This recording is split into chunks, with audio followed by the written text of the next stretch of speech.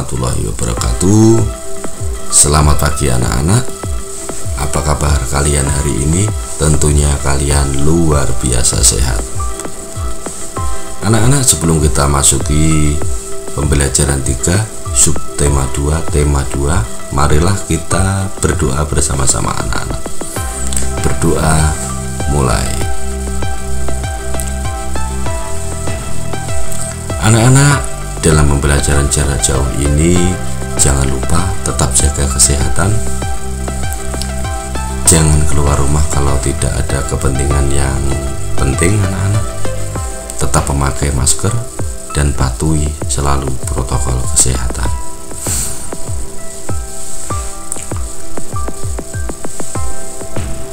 Di pembelajaran 3 ini anak-anak, tujuan pembelajaran kita yaitu yang pertama, dengan membaca teks, siswa mampu menjelaskan informasi terkait dengan pertanyaan apa, siapa, kapan, di mana, bagaimana, dan mengapa. Yang kedua, dengan menuliskan jawaban dari pertanyaan, siswa mampu mempresentasikan informasi dari teks bacaan terkait dengan pertanyaan apa, di mana, kapan, siapa, bagaimana, dan mengapa. Yang ketiga, dengan berdiskusi, siswa mampu berpartisipasi dalam menjaga kebersihan lingkungan masyarakat sesuai dengan hasil musyawarah sebagai perwujudan tanggung jawab warga masyarakat. Yang keempat, dengan membaca teks dan menyimak penjelasan guru, siswa dapat membedakan hak, kewajiban, dan tanggung jawab sebagai warga masyarakat. Yang terakhir, dengan membaca teks bacaan dan menyimak penjelasan guru, siswa dapat mengidentifikasi jenis-jenis usaha yang dikelola sendiri maupun kelompok.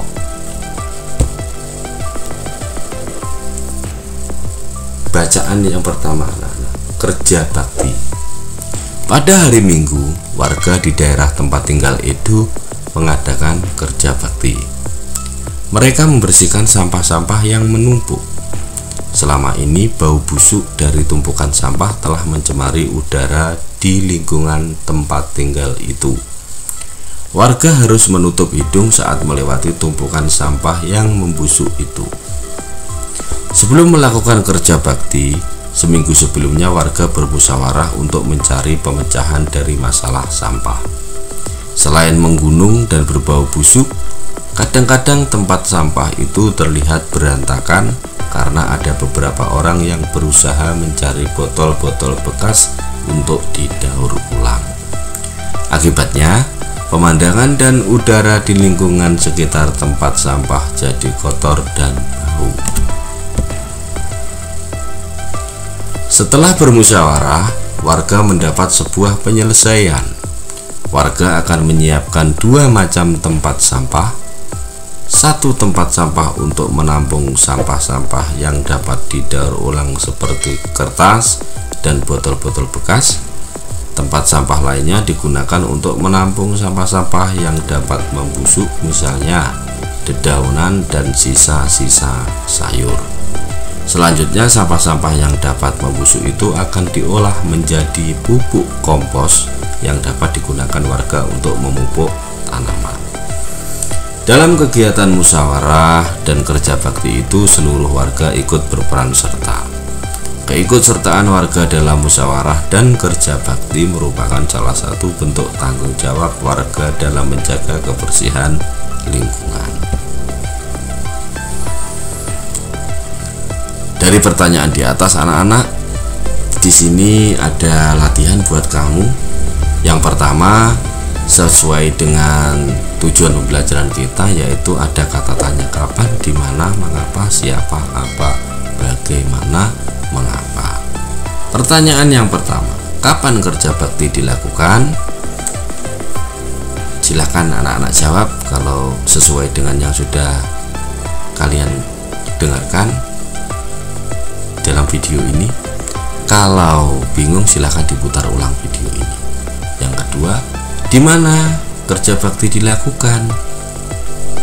Yang ketiga, mengapa kerja bakti dilakukan? Yang keempat, siapa yang mengikuti kerja bakti? Yang kelima, apa yang dilakukan warga seminggu sebelum melakukan kerja bakti? Yang keenam, bagaimana hasil musyawarah terkait penyelesaian dari masalah yang dihadapi warga? Yang ketujuh, mengapa warga menyediakan 2 macam tempat sampah?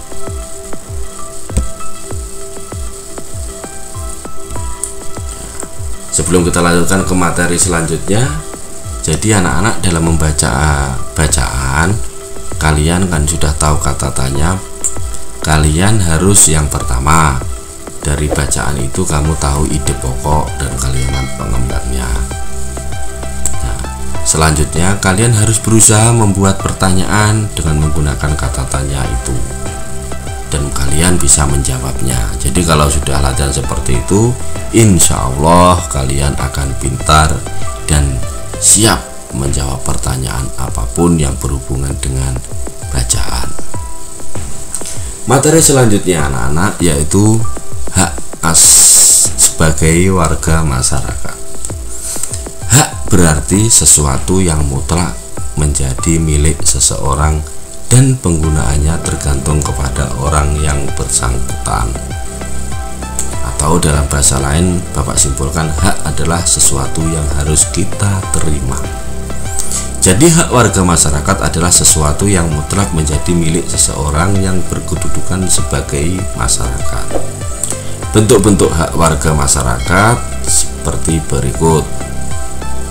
Perhatikan ya anak-anak ya. A. Mendapat perlindungan hukum. B. Mendapat pekerjaan dan penghidupan yang layak. C. Menikmati lingkungan bersih. D. Hidup tenang dan damai. C. Bebas memilih, memeluk dan menjalankan agama. F. Berpendapat dan berorganisasi. G. Mengembangkan kebudayaan daerah. Itu semua adalah hak warga masyarakat. Kewajiban sebagai warga masyarakat. Kewajiban berarti sesuatu yang harus dilakukan dengan penuh rasa tanggung jawab. Sekali lagi, kewajiban artinya sesuatu yang harus dilakukan dengan penuh rasa tanggung jawab. Jadi kewajiban warga masyarakat adalah sesuatu yang harus dilakukan seseorang sebagai warga masyarakat dengan penuh rasa tanggung jawab. Bentuk kewajiban warga masyarakat seperti berikut. A. Mematuhi aturan atau norma yang berlaku dalam masyarakat. B. Menjaga ketenangan dan ketertiban lingkungan masyarakat.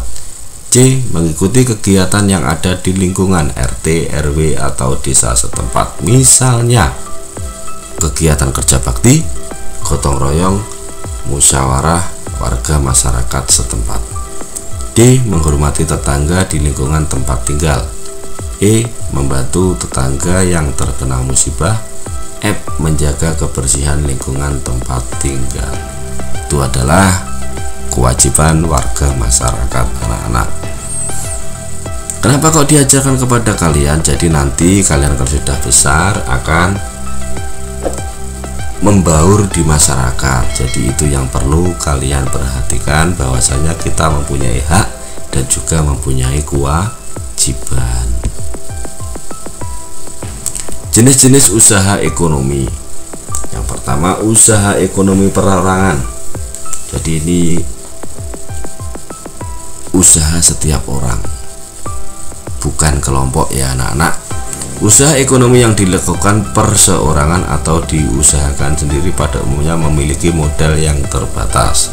Usaha tersebut dilakukan dengan tujuan untuk memenuhi kebutuhan pribadi atau perorangan. Contoh usaha ekonomi yang dikelola secara perorangan antara lain pertanian, perdagangan, dan usaha jasa yang dilakukan seorang diri. Yang kedua, usaha ekonomi kelompok, yaitu usaha ekonomi yang dikelola secara berkelompok, adalah usaha yang dijalankan secara bersama-sama, baik dalam hal modal, pengelolaan, maupun dalam hal bagi hasil. Contoh usaha ekonomi yang dikelola secara bersama-sama antara lain sebagai berikut.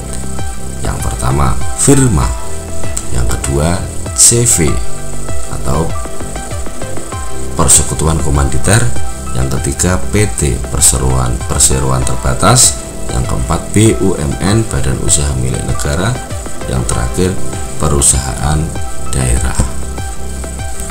Pertumbuhan ekonomi berhubungan dengan tingkat kesejahteraan masyarakat. Pertumbuhan ekonomi merupakan proses perkembangan perekonomian suatu negara yang mencerminkan tingkat kesejahteraan masyarakat.